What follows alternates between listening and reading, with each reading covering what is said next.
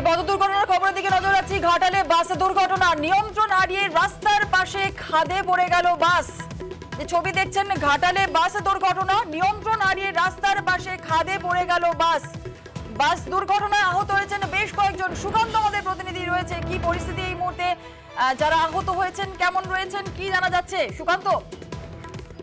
দেখো, আহতদের ঘাটাল মহকুমা হাসপাতালে নিয়ে যাওয়া হয়েছে চিকিৎসার জন্য। যেটা জানা যাচ্ছে, মাগরুল থেকে পাঁশকুড়াগামী একটি যাত্রী বোঝাই বাস 40 জন যাত্রী নিয়ে পাঁশকুড়ার দিকে যাচ্ছিল। সেই সময় খোড়ারের দন্দিপুর এলাকায় এই বাসটি নিয়ন্ত্রণ হারিয়ে রাস্তার ধারের গর্তে পড়ে যায়। যেটা জানা যাচ্ছে যে একটি মালবাহী গাড়িকে সাইড করতে গিয়েই এই দুর্ঘটনা ঘটেছে।